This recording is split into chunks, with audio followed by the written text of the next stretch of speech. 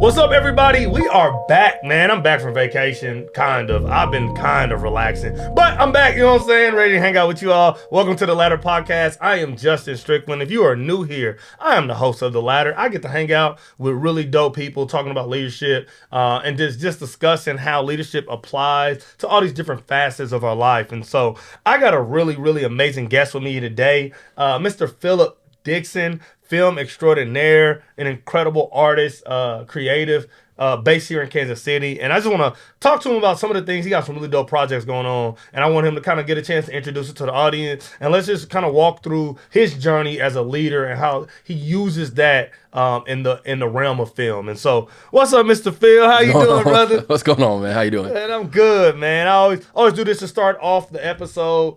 What's 3 things that people need to know about you, man, before we jump in and dive in? 3 things that people need to know about me? Yeah, they need to know about you. Man, I'm such a complex person, you know what I mean? 3 is kind of crazy. That's all right.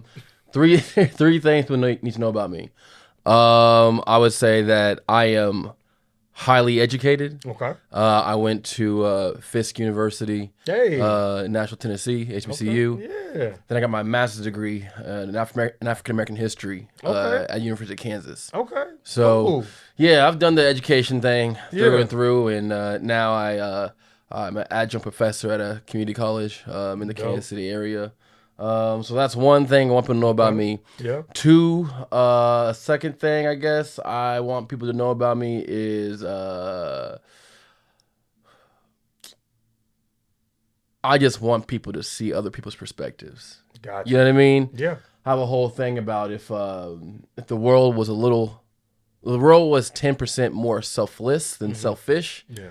Then the world would be a much better place. Yeah. And I think that's capable of happening through hearing other people's stories and perspectives and see where they're coming from, and kind of just viewing the world from outside your own personal bubble, right? So that's the second thing. And then third thing is I probably have the best YouTube description or YouTube subscriptions of anybody you've ever met in your life. You put them up against anybody. I do. My YouTube algorithm is perfection. It's carefully cultivated. It's cultivated. I don't know if careful is the word, but like I've had no, we go in. It's got the weird and the unweird. Okay. So it's got the strange and the unstrange. Okay. And so the third one I need to make a little bit more lively, a little more fun. No, I like less serious. That. You know what I mean? So that's cool. That's really cool. Those are 3 things. That's cool, man. And one of the things that we want to talk about today is kind of your career in film. And I would love to know, when did you first discover this talent, this love, this passion for sharing stories? So subconsciously, accidentally, I guess you would say, I got into history in college, right? So like I've been around history my whole entire life. Yeah. But like as like I'm gonna do this for a career. Yeah. I got into that in college, probably my junior year of college when I like sat down and after community college and was like, I'm gonna be a history major. Gotcha. But in the day, if you're learning about history in that kind of context, you're just storytelling. That's all you're doing. Storytelling about people in the past, present, whatever it is, right? Different contexts, different circumstances. Yeah. And so on accident, I realized storytelling was like a thing I cared about in those moments, but I wasn't conceptualizing it in that way. Gotcha. On purpose, I took a creative writing class my senior year of college because I had to fill in an elective essentially. Yeah. I just took it, whatever. Yeah. Creative writing. Yeah, whatever. Easy. And then I took that class under a woman named Caroline Williams, who's a fantastic writer and poet out of Nashville, Tennessee. And I took that class under her, and then I took it for 2 semesters. And then after that, she came up to me and brought me into class at the end of the year and was like, hey, you should go into writing. And I was like, I never thought about it. Yeah, so I sat back, thought about it, realized that I liked it. Yeah. But also realized that was like a thing I was kind of already doing without thinking about it, like I mentioned earlier. With the history. Exactly. Yeah. So I was like, okay. So as a case, let me like lock in on this. And then after that, I went to grad school for history, to continue like in this like storytelling dynamic. Yeah. But then I also went to grad school to teach myself the discipline of writing. So I could sit down through undergrad, I could sit down for about 2 hours writing. I didn't have to get up and do anything else. Yeah. After grad school, I could do it for like 8. Gotcha. And just be like locked in on whatever I was conceptualizing, trying to figure out the time, writing with it, whatever it was. Yeah. And so in the grad school doing that, and then once I left grad school, which had been 2020, May of 2020, then I was like, okay, I'm gonna get into this film thing. Yeah. Right? Because my dream life, my dream goal is television. Right? Gotcha. But in Kansas City, there's not a television scene. It is a film scene. So I'm like, let me lock it on that. Gotcha. I got into it through like a random accumulation of circumstances. And yeah, it's had some momentum and some good progression. But once again, it's all about the storytelling is what I care about first and foremost. Yeah. No, that's dope. And I think I love the way, like, can you kind of reveal like how leadership kind of just intertwines in our journeys ever so lightly. When you talk about your teacher at FISC being like, hey, this is something that you need to do, which is something she did not have to do. Facts. Right? But it also required her to be observant of not only your schoolwork, but your innate gift and your talent. Yeah. And I think that's something that leaders do every day without even thinking about it. She's like, hey, you're good at this. Right. And then just walk away from that interaction, not knowing in that she created Phillip the filmmaker, 5 or 6 years down the road. Yeah, she would have no idea. Yeah. But that's what good teachers do, right? Good teachers focus on what they can't see just as much as what they can see. Yeah. Right? Because the future is what you can't see. You don't know what's coming up in the future. Yeah. And she was a good teacher. And so she allowed me to have a sense of confidence that came through, even though she would not see it per se. Yeah. Right? We've been in communication ever since to some degree. Yeah. But it wasn't like I think this person will be better for me, right? There was a selflessness that came with that. Yeah. And that class, that creative writing class, I can say for sure changed my life. That's really it's like one of those things where it's like you, especially being a teacher and working in the educational sphere. Yeah. You see a lot of scenarios where kids go, does this matter? Should I care about this? What's the point? Yeah. But I have like a true blue like testimony about how taking a random class at a school in a university quite literally changed the trajectory of my life. Because before then, I was going to be a history high school teacher, coach baseball and basketball, read up on cross country so I can coach that. You know what I mean? Go a little bit of a little bread, you know what I mean? Yeah. Run all 3 seasons. Yeah, that was like that was a thing. Yeah. And then I became very confident in the aspect that I'm called for something different. Yeah. So I think of filmmaking as like teaching through a different platform. Yeah. Right? I mean, that's what it is. It is, right? I mean, I'm teaching perspective. I'm teaching about stories. I'm teaching about things that you may not see in your everyday life based on what I'm trying to showcase to you. Yeah. And I locked in on that. Yeah. Once again, it takes like leadership from my now peers, but at the time, role models, right? Mentorship kind of dynamics. Yeah. It took some like push from them for me to gain the confidence to be able to do what I'm doing right now and what I want to pursue in the future. Yeah. No, and I think what I love that you said about like your teacher is she was competent enough to educate you in the present, but she was talented enough to create space for you in the future to be impacted by the work she was doing right in front of you. And that's something I think that all leaders want to be, want to become, want to do.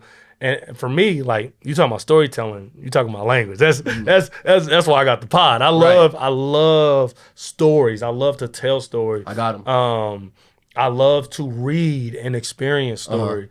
And because that's really what human interaction is, right? It's my story intertwining with yours at any given point of time, and how those stories share, how I take in from like all of our existence. It's just a ball of yarn, if you will, of the different stories we've been told or that we tell, and I also love this. I don't want you kind of said this in passing, but I don't want people to miss this, because I have a lot of people who want to do something great and grand, but they don't necessarily understand the work that is required to do said grand or great thing. And you talked about how you intentionally trained your discipline to write more, to write longer, and you increased your ability to focus. Tell me about why you thought that was a good deal, the process of that, and what fruits you've seen from that growth and that discipline. Greatness is like love, right? You can say it, but you got to showcase it through action. Yeah. Right? Yeah. And so, anybody can go, hey, I love you. Yeah. I love you. I really do. But if they don't act like it, then what's the point you say in the first place, right? Anybody can go, I want to be great. Yeah. But are you putting yourself in a scenario where you have the work ethic, or put forth the work ethic? Because who hears you have it? Yeah. Are you putting it out there to showcase this is what it's all about, so you can actually be the greatness that you believe you are? Yeah. Right? And so Hold on, I want to pause there, because you said something great. Because a lot of people that say they work hard, but we never see them work hard. And so you saying I'm a hard worker means nothing if you won't work hard at the things you want. Yep.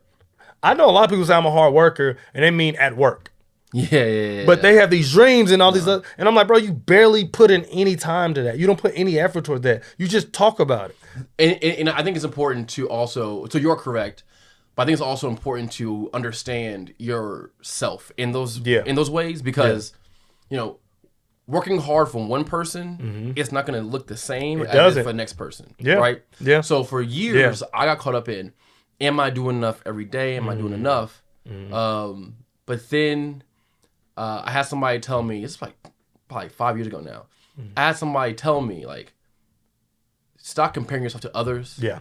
Stop trying to outwork the next person. Yeah. Right? You don't need to run your tank to empty every single day, right? Are you just don't have any some 0 days, right? You might have a day that's at 100, but you might have a day that's at 1. But is the ball rolling that day? Have you taken one step forward? Have you taken one step forward? And that's how I think about my life and what I'm doing every single day. And, that's now. Yeah. But to go back to your initial question, when I was going to grad school to try to figure out what it is. Yeah. So I have a sports background, right? So in college, I played baseball. Got you. 333 average, just whatever. I mean, I'm always moderately impressed with baseball, and be honest, I'm a basketball guy, man. Yeah.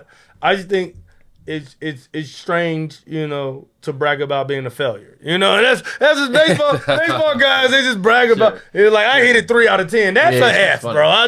I'm an educator. But that tells you how hard it is, right? Because it's the hardest thing in sports. It's less about athleticism, more about skill. It is, right? And like it's both, but skill is like takes a notch over athleticism. Yeah. But I also play college basketball, which is one of the reasons. Like, I always talk about, like, if I have kids, like, what sports they gonna play.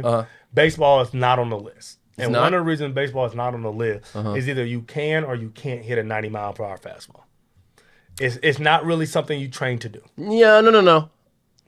Either you can hit it or you can't. No. You can hit it. No, you can definitely train to hit it, though. No, right, you can hit it better. But if you can't hit it, if you can't see it.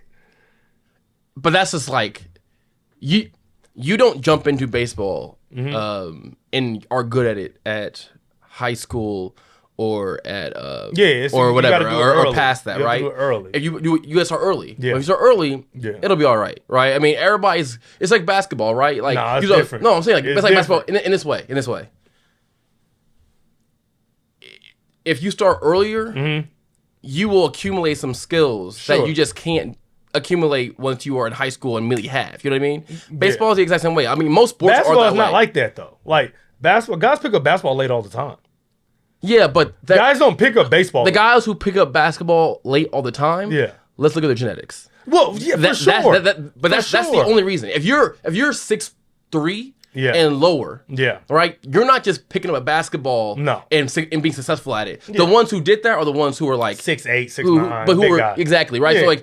So like that's a difference, right? Sure, in my mind. I don't disagree with you there, but I'm just saying, like, I know guys who play baseball their whole life, sure, and then they just got to the level where he's throwing 88 now. Yeah, I can hit the 87. Yeah, I can't hit the 88. Yeah, and it's over. But it's over. It's over. Like, that's true. Yeah, but I think that's just every sport. When it happens, is a difference, right? Like, yes, something happened in middle school, something happened in high school, something in college, whatever it is. When it happens, it's different. Yeah. But in every sport, when you hit a certain level, you will go, I'm not about this, or I am about this. One of the two, right? Because I hang out with dudes.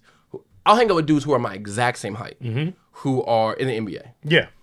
And I'm like, physiologically, we look the same. We're different. Oh, sure. Yeah, they're freaks. I'm like, this is crazy. Yeah, right. Your hands are bigger. Yeah. And like at some point, I was like, I'm just not built the same way you are in this capacity. Yeah. So I had to dip on out and get to the film work. You feel me? So like, you know what I mean? Like, but it is what it is, right? Yeah. There are outliers, obviously. Yeah. But generally speaking, it's kind of just the way it works. But once again, like, we talking about high level. But these are like high level sports conversations. Yeah. These are. But once again, I played baseball in college. I played basketball in college. Yeah. But through that, I accumulated a work ethic and understood how to work. It's a real thing. Right. It's a real thing. Like, I understand that I couldn't get to those levels without putting in a great chunk of work beforehand. Yeah, and for me, for me, I'm in college. We would, for example, one day, we would wake up and have practice at 6 a.m. Then we go to you go to practice, you go eat, you go to class. Then we would have practice in the afternoon. Yeah. But I knew my strength, and one of my strength was literally my strength. And so I would go into a weight room before that second practice. So I'm working out 3 times in one day. Easy. And that's if I can do that, I can sit down and type. 100%. You know what I mean? Like, 100%. and so like, 100%. but like I needed to like not just say it. No, I had to put feet to the pavement. Exactly. And for me, everybody has their own process. For me, I was like, I finished here. Now let me go to grad school. So like I'm surrounded by rising tides with old shit kind of thing. Let me go to grad school. So I'm surrounded by other people, who can like do a thing. And so I was fortunate to get into the University of Kansas. Yeah. And that is like, and I was surrounded by great people who I was the only person getting a master's. Everybody else who I was surrounded by was getting a doctorate. PhD, every single one of them. Yeah, especially when you're talking about history. And so like, that's what it was. You know what I mean? And so like that, I knew that was going to be the case. So I foresaw and had to walk a path. Now, obviously you can't control everything. Right? I couldn't even control if I got into the school or not. Yeah. Right? But it was like, I knew this was, if I had a choice, this is the way I want to go. I'm confident. Yeah. I'm a confident person. Yeah. Right? You can't tell me to nothing. play baseball. You got to be confident. Honestly, you really do. You're right. You really do. Like, and I do. That's why I respect baseball players because, hey, what you mean you done struck out 5 times in a row and you about to get back up there again? Like, you have to have a irrational sense of self, right? Which I love. And I'm all for it. And to do what I am aiming to do in film, which is tell the stories I want to tell. Yeah, when I want to tell them. The world scope, not the regional scope, not the national scope, the world scope. Yeah. To be able to do that, you have to be confident in a way that other people, because especially we're here in Kansas City, right? Kansas City, Missouri. Yeah. Well, Kansas, whatever. Wanda. You know what I'm saying? I don't know what we Wanda, baby. Right. You know what I'm saying? We're here in the Kansas City metropolitan area. And there are jobs out there that people can't conceptualize existing here. Yes. And it's like, no. That's a real thing. Just because you can't conceptualize it doesn't mean it doesn't exist. And this is how I think for myself, right? It's my leadership and how I envision certain things. Yeah. you can only conceptualize yourself doing something if you can conceptualize yourself doing it. Yeah. Yeah, like if I can't believe it, then I won't do it. Yep. I believe I can do anything that I put my mind to. I started playing competitive basketball in the 8th grade. Yeah. And went and played college basketball because I'm saying I'm going to go do it. I'm going to go do it. So I'm going to put the time in. No one can tell me nothing. Yeah. You know what I mean? Like, obviously, there's like a humbleness you have, a humility. There's certain like a healthy ego, right? There's like a thin line between healthy and unhealthy. But, you know, just like a self-confidence as like a black man in America also, like I've run into a lot of scenarios. I've run into a lot of scenarios where people view my self-confidence as arrogance. And I'm like, I'm sorry, but legitimately as a black man in America, I got to move this way. I got to move this way to be able to achieve certain things because there's a lot of forces that are pushing against me that don't literally want me from to existing. Believe. That don't want me to believe. Yes, just because I exist. Yep. You know what I mean? And so I have to like stand 10 toes down and go, no. I'm going to do this no matter what it takes. And, you know, I try to surround myself with people who have the exact same mentality or at least close to it because it goes back to, you know, it comes back to one of those dynamics of grad school also.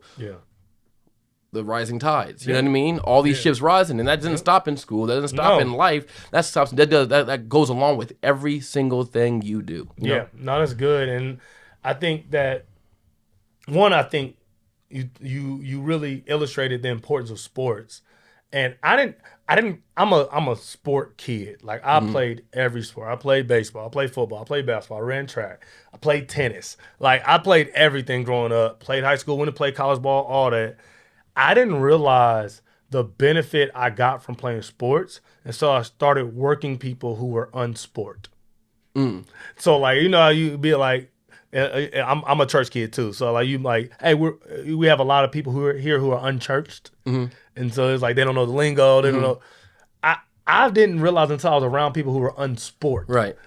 How much I benefited from being on teams and pursuing goals that were difficult. I'm gonna say this real quick. To your point, so you know, when you play a team sport your entire life, right? You figure out certain dynamics because you're surrounded by people and it's team building, it's whatever. What I found out in playing team sports my entire life is that if I'm surrounded by negativity, I won't thrive. Right? Because we've all had teammates. Bad coaches. That think they're giving you, you know, they're giving you constructive criticism. And it's like, no. You're just being negative. You know what I mean? And like, or, you know, you just won't vibe with whatever, right? There's like an energy about people, right? Even if you don't like see eye to eye, is the energy positive for what we're trying to achieve or is it negative? Through sports specifically, realize this is the environment I need. So when I direct and produce film, I create the environment that I thrive in because I know if I'm thriving in the positivity of it all, then I know, because like once again, it's like your work is your work, right? Like there's talented people out there who can do a lot of things, but just the way you carry yourself, manners, just like your all the little stuff. The little stuff that equals up to a big structure of what is happening when you're on set with me. Like it changes the whole experience. Because like when you direct and produce, you construct the film crew. And you have a lot of energy with the cast and all these different things.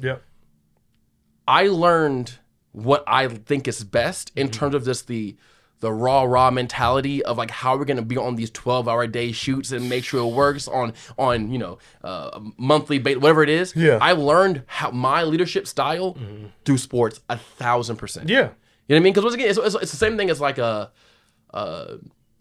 a team captain for a basketball team, let's say. And you realize, or coach, and you realize that some kids are best when you yell at them. Some kids are best when you like bring them to the side, talk them one-on-one, right? Same thing. Being your teacher, same thing. Like, I have been fortunate to put myself in, have been in leadership scenarios in other fields. So now when it's in film, it's like, it's putting a fish from one pond to another pond. It's like riding a bike. Exactly. It's the exact same thing. And I couldn't agree more. Like, I think it's, when I think of myself as a leader, like, that most of my leadership qualities, most of the things that I do well without thinking are things that were forged in the confines of sport. Like one of the things I'm really good at is like, I ain't really worried about your tone. What are you saying? Right. Is it helpful? If so, I'll apply it. If not, I'll ignore it. That's something I learned from being coached by bad coaches. Yeah. You know what I'm saying? Like that's when a dude is beat red on the sideline, yelling his face off because the person next to you missed the box out, and you're like, oh well, he ain't got to talk. He ain't talking about me. Yeah. You know what I'm saying? Yeah. Bro missed the box out. I ain't tripping. Or yes. You know what I'm saying? Oh, he is talking to me. I need to take a better shot. I need to run the play right. But this takes two things. It takes awareness of those around you, but it also takes self-introspection. 100%. Right? And a lot of people don't do one or the other well, but for sure don't do both well. Yes. You know what I mean? And so like if you have the ability to it doesn't matter if you do it well, but are you thinking about trying to do it well, right? If you have that ability, you've got to do it. Yeah. Point blank, period. I think it's that simple sometimes. Yeah. And people try to make it more complex. No. Yeah. Can you think about others, but also think about how that affects you at the same time, right? Obviously, there's like moral codes that kind of dealing with a lot of this also. Yeah. But like generally speaking, that's all it is. Yeah. Right? If you want to be a good person, a lot of people out there don't want to be good people. No, they don't. They want to be rich people. They want to be popular people. They don't want to be good people. Yeah. And it's like, and I didn't realize how selfish people were until I started working with people who never played team sport. Because I would because I want to win. Yeah. Like I want to score, but I want to win more than I want to score. And so in that, I have to take good shots, right? I have to play defense. I have to do the things. I hate rebounding now, but I have to get a couple rebounds if I want to win. Yeah. And I think I brought that same mentality into the corporate world or non-sport world. And I'm working with people who have never been like, I got to do something I don't want to do because I want to see us win. And I'm like, bro, you don't see that we need this? And they're like, I ain't doing it. And I'm like, man, but if you did it, we could win. But they just thinking about themselves. And that blew my mind. Yeah. And it just, to me, reinforced like, you got to get kids in sports. Even if the goal in professional athletics, for their professional careers, letting them play sports is so helpful. Because also for me, I don't even necessarily think it's a sports thing. I think is there a team dynamic happening, right? So like for me, there's be part of something. Yeah, there's three. I'm one of three. Okay. Right. My oldest sibling was in Boy Scouts. Okay. Right. Yep. And that inherently always has like a team dynamic to it also. Yep.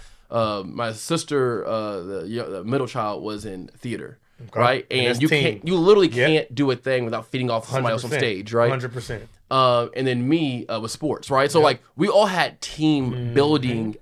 Your every day was a team building exercise, right? Yeah. But that isn't everything, right? Because like even sport. You could do tennis and be very selfish. 100%. Right? You can be golf. There's a lot of selfish golf players out there. Track? You know what I mean? Track? Yes. Yeah. Like it's team dynamics, it's the team, right? Yes, if you have a kid who's playing a sport and their sports only individual sports from the very beginning, they still wouldn't get it. Yeah. You know what I mean? They'll have a competitive spirit about them, but a team spirit, no, because when in life, outside of certain very, very specific things, when in life are you always working by yourself? It just doesn't happen. Because even if you're a solopreneur, you need customers, you need partnerships, you need resources. So like you're always constantly working with other people. Life is about collaboration. It is. 1,000%, right? Like you are going to collaborate with somebody at some point to do something, right? I don't care what your job is, right? You could literally be working at McDonald's, right? But when you are getting a Happy Meal, whatever, actually, let me be specific. You're getting a number one, that Big Mac, right? This is what you like to get. Big Mac sack. That's a thing? They have a Big Mac sack? Is that supposed to compete with like the Biggie bag? No. When the Chiefs get a sack on Sundays, you get a buy one, get one free Big Mac on Mondays. Do you eat them both? Listen, I'll tell you, you say you like stories? Listen to this. I was driving home once, right, on a Monday. This is like a year ago. Yeah. I was driving home on a Monday, and I was like, man, this Big Mac sack time. So I pulled. It is currently Big Mac sack time. So I pulled to the side of McDonald's, went in and got because I didn't get to the drive-thru. I went in. I said, let me get this. I need to see you face to face. Yes, and I got my 2 Big Macs, and I took them to the car, and I drove home. And then I got into my driveway, and I looked in my passenger seat where I had buckled them in. Yeah. And you buckled the Big Macs into the car. Yeah. Okay. I'm making sure I'm safety first. Yeah, I'm making sure I'm following. So I buckled them in. Yeah. But when I driveway, I look, both boxes were empty. You know why? Because I killed them. I ate them up. Right? I went crazy. Right? And I looked over to the side. I'm buckled them like it was some toddler. I'm buckled them, and I said, "This is gross. I gotta do better. I gotta do better." And guess what? I've been doing better, right? Cooking at home, doing the whole thing, right? You look good, man. You look good. It was not a good look for me. And I was alone. That's how you know it wasn't a good look. I was like, I hope no one sees me. It was disgusting. But Hey, man. All that being said, back to my analogy, right? Life, man. But even in McDonald's, yeah. You have somebody making the fries, you have somebody making the burgers, those are different people doing a thing. And then you have the manager there. Even if you work at McDonald's, you're collaborating. Yep. So and that's simple. Yeah. Right? Yeah. Yeah. And so, but also, what if you're working at McDonald's and you're collaborating with somebody who, let's say you're a person who only speaks English, and there's somebody there who only speaks Spanish, right? Which is like a common thing, right? Especially in the service industry. Yeah. You got to figure out how to, maneuver that situation. And a lot of people, if you're selfish, are going to be like, you need to listen to me. And that's not how this works. That's not how life works. Yeah. And I think people truly are stupid. Because I don't disagree. I more and more I spend time on the internet. I saw this thread. That's your issue. Yeah, bro. I saw this thread the other day, and it said, it was like, man, I just came to the conclusion and understanding that a lot of these people in the comments, y'all wasn't sped, but now y'all just in the regular world. That's crazy. Oh my God. And we're in the comments equal, and you read on a 4th grade level. And I was like, that is true. Like, there are a lot of people who barely graduated high school who get to argue with people who got their doctorate degree in an Instagram post. Like, it's no credentials required. Oh, like, it's just as a person who was, again, highly educated. Yeah. I'm not arguing with you on Twitter. No. I can't. I don't know who you are. Yeah, I can't. I used to, but I'm getting better. That was me. Know what I know. Your Big Mac story, that was me on Facebook. You gotta stop. You gotta stop. It's been 2 hours. My own mental health to take care of. It's been 2 hours. You gotta stop. You gotta stop replying. Stop replying. That's 2 hours is a long time. Yeah, 2 hours is a long time. Big Mac went past fast. So 2 hours is a long time. Big Mac didn't last that long. Shoot. Listen, that's crazy though. Yeah. I am confident in what I know. Yeah. And what I bring to the table, my knowledge base, right? Yeah. Life's about also constantly learning, right? Yeah. You never know everything. You never finish learning. You never finish learning, literally. You can be 90 years old, it doesn't matter. Mm-hmm. But the fact that even though you constantly are learning, that people, like, you got to be confident where you are as well, and go, I know about this, right? And I don't know about this. Yeah. But, like, when can I learn? But when can I, like, speak in confidence about a thing? Yeah, and a lot of people are, what do you call them, like, side couch experts. Yeah, like your Monday couch quarterback. Yeah, Monday couch quarterback. He ain't my quarterback. Yeah, like, I wouldn't have threw that. No, all them guys. See, he don't see him breaking open. Except with politics. It's like, it's very easy. Or except with history. Or science. Yeah. I'm like, why am I listening to you? Mm-hmm. You're not a scientist. No, you spent time talking to ChatGPT today. That's all your expertise comes from the 10-minute conversation you had with ChatGPT. I might be blaming Grey's Anatomy, right? They got all these shows, right? Oh, I can do this. Oh, I watch Grey's. I watch Scrubs.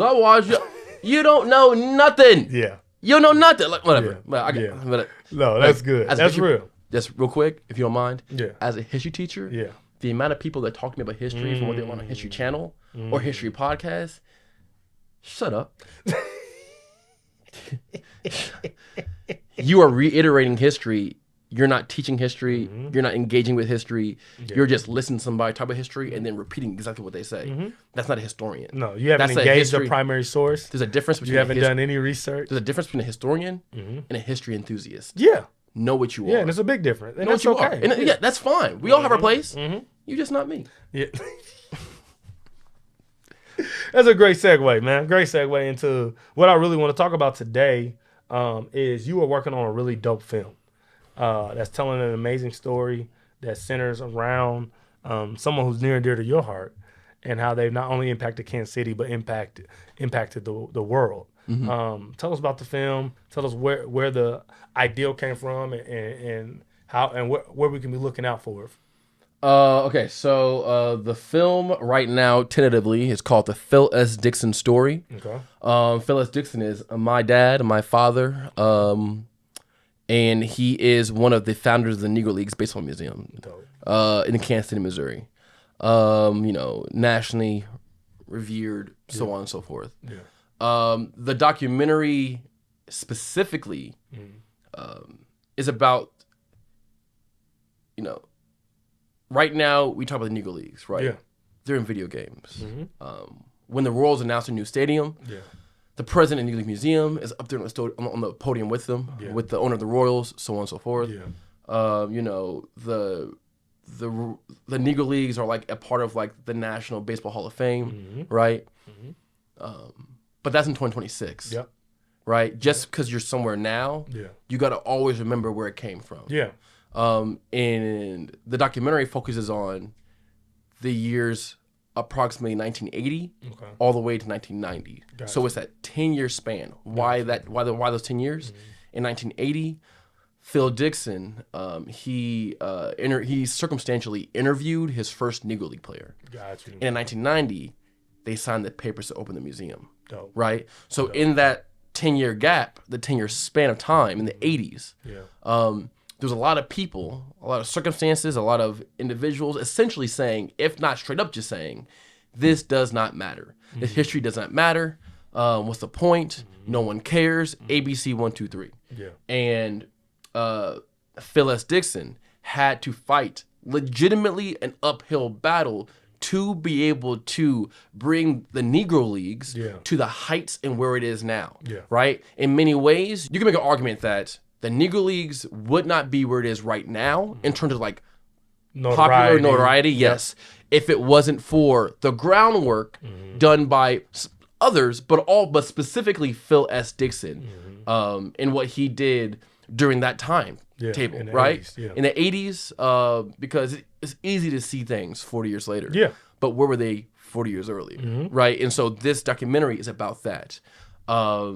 And yeah, we have a lot of great interviews coming through it, a lot of great locations, working with a great team. I'm co-producing it and co-directing it. Okay. With a guy by the name of J.S. Hampton. Okay. Another producer is a guy by the name of Charles Whitmill. Okay.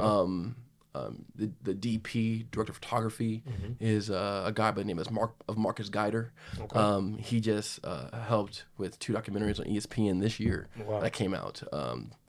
One about the Oklahoma City bombing and Oklahoma City Thunder, that documentary, and then another one about the Indianapolis Clowns with the Savannah Bananas, right? Yeah, the whole entire thing, and he helped with that as well too, right? you. Shooting those, Got and so like there's like a strong quality team working with this, because I think the story is not just good for Kansas City, not just good for the Negro Leagues, but I think this is a story that transcends. That transcends region, right? It transcends borders, right? Yeah. It transcends sports in many ways, right? It is a thing that the world can like come around to understand because this is Black history, right? Right now, we're in a time where Black history is constantly being attacked from all different angles because people are once again saying, It don't matter. It don't matter. What's the point? This, that, whatever.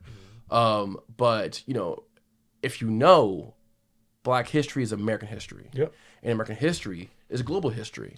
Right? And so, we're talking about foundational things that are of American history, which is Black history, that are once again getting attacked. And so instead of just laying back and sitting back and going, oh man, I wish they would stop attacking. I'm like, no. That's going to continue to happen, right? If you know about Black history in America, this is how it works. Is how it works, right? Constantly rocks are being thrown, right?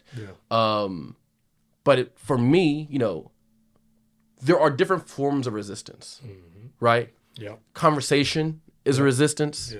Yeah. You know, you can go out and march on the streets. That's resistance, right? And, you know, I've done a lot of different things. But right now it is the subject matter of this documentary is to go, hey, the world, let me teach you about a subject matter that you may not know about. Yeah. And the depths of it and how this translates to not just 1980 and 1990, but 2000, 2010, 2020, and beyond, right? And you know, that's what this documentary is about. Once again, the Phil S. Dixon story. Yeah, no, that's really cool. And this story is about your pops, but I would love to know why did you feel like you were the ones that were the one that should shoot it? Because I don't think that anybody can tell a story better than us. Gotcha. Right? The team, fire. Gotcha. You know, the knowledge base, fire. The access, right? Incredible. I don't think that you know, and I am fortunate once again to have a history, not just background, but like current, you know, part of the resume, right? Yeah. And so the knowledge base of myself, but also the knowledge base of the team. Yeah. We are capable of doing this to the degree that I don't think anybody else can. That's dope. With dope. with a thumbprint that goes a thumbprint of confidence, but also a thumbprint of this needs to happen. Yeah. We're the proper ones to say it. Yeah. So this is why you need to listen, right? We all do something. Again, it's just team building. It's sports. Yeah. We all do something different, right? Yeah. I have my own quirks that are a positive towards the project, but so does everybody else, right? And we built a team to go, hey, we can put this team up against anybody you bring to the table. Yeah. So now, you know, but this isn't going to be the last project. Yeah. Right? This is the first project, but we have the confidence that our projects are of a standard and of a standard, but also of a monumental stakes. Gotcha. That we are confident that we can do what no one else can. Yeah. You can do the story justice. And you can tell it in a way that that is impact that has high levels of impact. 1,000%. Which is amazing. Where can people find it? Where can we look out for? Or how can we support? Let me say this. How can people support getting this off the ground and on the screen? Okay, so we are still in production. Okay. Right? Excuse me. We are actively shooting it. Okay. Right now. Okay. I can't give you a date when it will end. That's fine. Yeah. I hope in earlier 2027 is when it will be done. Okay. And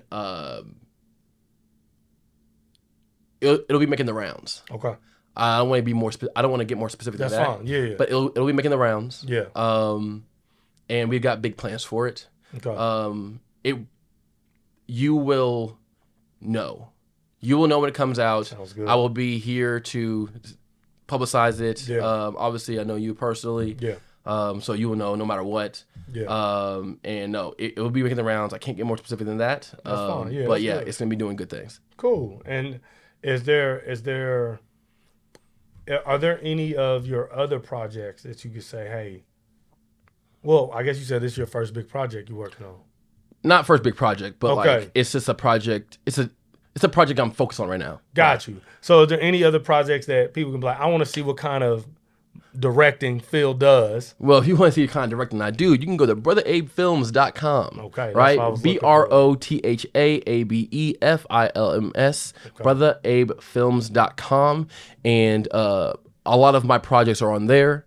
There's a feature that I made some years ago called Midwest Skidmark.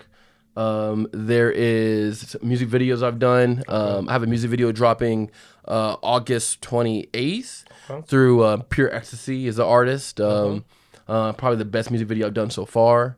Yeah, lots of projects in the past, lots of projects in the future. Okay. But just know that, yeah, Brotha Abe Films, you can find that. Also on Instagram under Brotha Abe's Films as well. Got you. No, that's dope. And This has been an amazing conversation. I knew it would be. That's why I was like, man, let's do it. Let's put it together. Let's get on. Quick. I always love I have people who watch who are in different places in life. One of the places, especially when I have a creative on, is I know a lot of people who want to use their creativity to build a life for themselves. They have no clue where to start, no clue how to do it. If you could give 3 pieces of advice for someone who says, hey, I'm creative, but how can I do it for myself? Drop those gems on them today before we get out of here. Three pieces of advice. Okay, so the first piece of advice will lead into the second one. Okay. In the creative space, it's the Wild West. Okay. Right? So if you're a lawyer, you're a doctor, I'm going to go to school for this long, I'm going to go to residency here, I'm going to go to take the bar here, whatever, right? There is like a blueprint of how to succeed. Yep. In the creative space, that doesn't exist, right? It is quite literally like we are the first people going west on Manifest Destiny, right? We are the frontiersmen of this. So in many ways, we are establishing how this works also. Yeah. For film, that's only been around for like 100 years, whatever. For the social media space, it's been around for, in the way it is now, maybe 10. Yeah. Right? You are literally establishing it to be a thing. Yeah. Right? So one, go into it thinking like that. Nothing's wrong, right? There's know your own moral compass, but like in terms of like how to approach it, and nothing is off limits in many ways. Now, on the flip side of that, you've got to hustle. Right? Once again, it's not hustling more than the next person. It is hustling in a way that is beneficial for you. But like you are putting the next foot forward every single chance you get towards whatever you're trying to accomplish. Right? So like 1 and 2 kind of go hand in hand. A third one I would say is know when to take a breath. Okay. Right? You need to know what relaxation looks like for you. Some people's relaxing looks like being surrounded by tons of people because that's how their energy goes up. And some people it's the complete opposite, right? It is all okay. Everybody's different. But once again, it goes into that what we talked about earlier of self-introspection.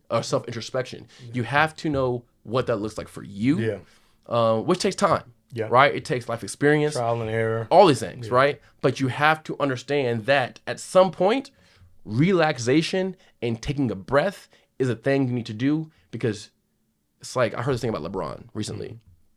And they said for years, LeBron didn't get hurt because he didn't run his fuel all the way to empty. Right? He knew what that looked like for him. So a lot of these injuries are coming from people just going way too hard and their body just can't. They overwork. It just breaks down. Right? Think about that, but like with your mental. Right? Your mental is the exact same thing, right? If you go to empty all the time, then you are bound to break down. Right? But you can go 1/3, right? You can go 3/4, whatever that looks like for you. But once again, it comes with self-introspection. You have to know what you can do to make yourself successful. But once again, that breath, that sigh, that relaxation, that lay back is going to be important. Got you. I love that. I always like to restate it because I just want to make sure people get it. I love people get it. And so your first thing I think I heard you say was like respect the uniqueness and the novelty of the space. There is nothing that you shouldn't try within your moral framework because there is nothing that exists.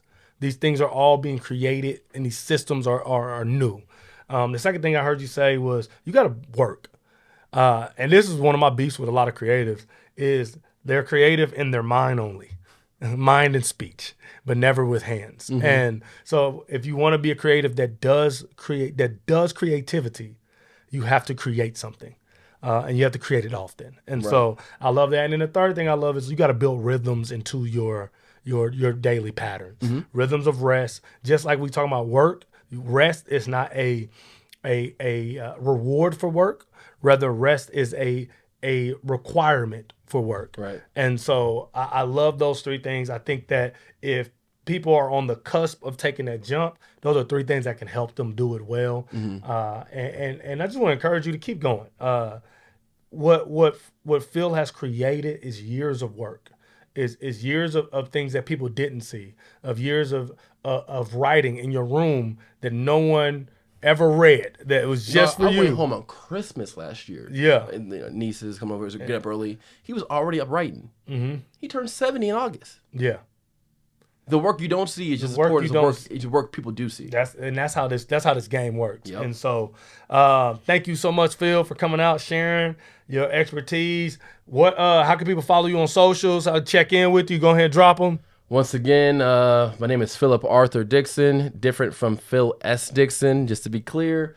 But you can follow me at Brotha Abe Films. That is going to be on Instagram. Once again, I'll spell it for you real quick. BrothaAbeFilms, Brotha Abe Films. That is on Instagram.